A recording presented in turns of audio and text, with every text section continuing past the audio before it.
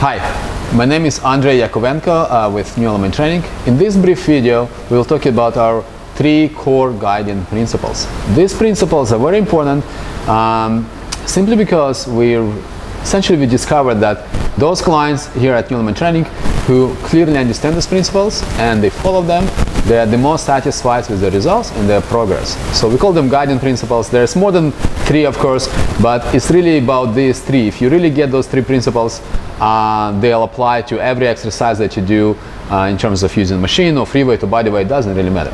So before I go and talk about those 3 guiding principles, I'd like to invite you to click a subscribe button if you haven't done it yet, and a bell notification button, so each time we release a new video, you won't miss any of our content. Now, what are those principles? So the principle number 1 is, we say muscle first, movement second. It's at the top of our list, and I'll explain shortly what it means. Principle number 2 is remembering why you're doing it.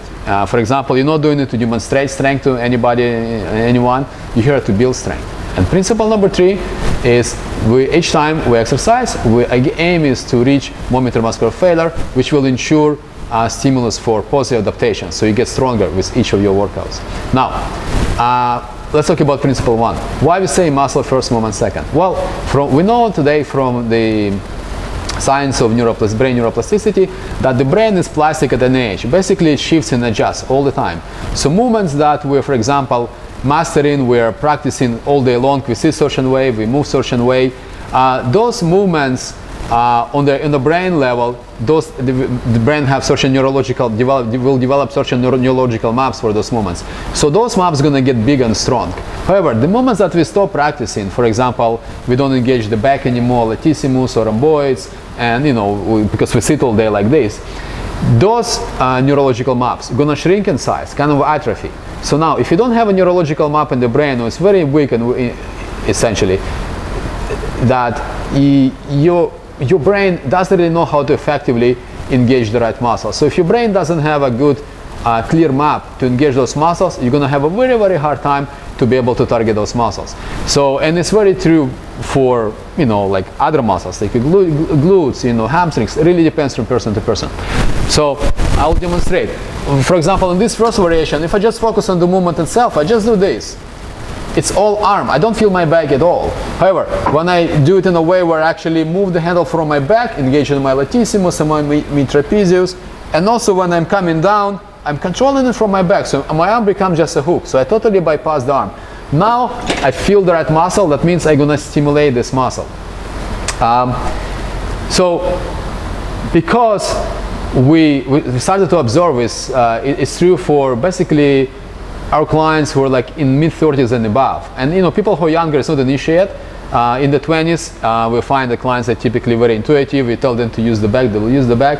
But the older we get, the harder it is for us to find those muscles. And the issue is that what we understood is totally not on the muscle level, it's really on the brain level. We have to focus on rebuilding those brain maps first. Why? Because when you have a bigger, well-established brain map, means you're going to produce more force output, means you're going to actually increase your strength in those targeted muscles. If you're not feeling those muscles, if your brain is weak, guess what? You're stimulating something else. And those muscles we try to get, like muscles of your back for your posture, you most likely will never get to them. Okay, so very important principle. Each time before you perform any form of strength training exercise, using a free weight or body weight on the machine, remember what are you trying to achieve or which muscles you're trying to feel, and make sure you do it in such way that you're actually feeling those muscles and nothing else. If you feel something else, it's kind of counterproductive. Now, principle 2, remember what you're doing in terms of your goal here is not to lift 300 pounds. Your goal here is not to take a barbell and move it from point A to point B to demonstrate strength. Your goal here is on a morphological level, muscle fiber level, to make those muscle fibers stronger and bigger. That's your goal. So the way we're gonna tackle that goal is we're gonna move weights slowly and under control. And we will allow our brain to sequentially recruit our muscle fibers, different types of muscle fibers, starting from the lower order ones, like endurance fibers that we use all day long.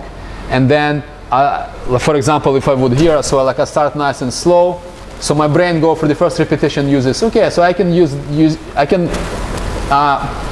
I can do this task using my lower order fibers. But as I'm keeping my muscle engaged, I'm never going to allow my muscle to rest. So the intensity on the muscle is going to stay 100% all the time. We're never going to unload the muscle. We're never going to allow the plates to rest, or when you do body weights, we're never going to get to the position where the muscles take a break. The muscle never takes a break.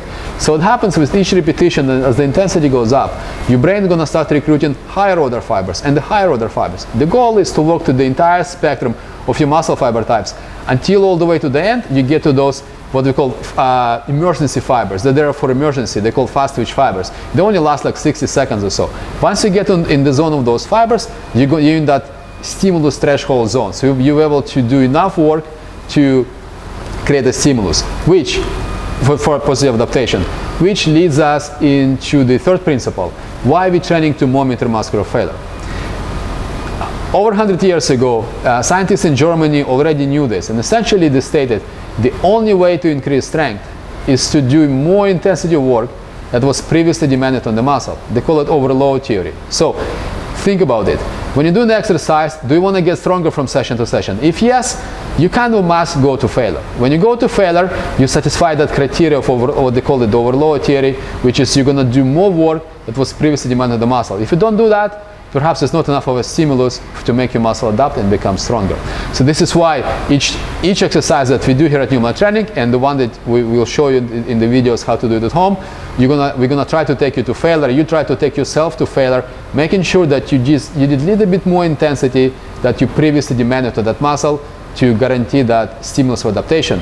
Then you take a couple of days off, rest, recover, allow your body to become stronger, and then you come do another workout in this style, and you get stronger from week to week. So those are the three principles why we want to prioritize muscle of the actual movement. Remembering what you're trying to do here, you're not doing it to demonstrate strength, you're here to build strength, so moving slowly under control and reaching that point of monitor muscular failure. If you want to learn more about our methodology, you can visit our website at neuromusculartraining.com, or you can shoot us an email at info@neuromusculartraining.com if you have any questions or like perhaps book an online coaching session. Thank you.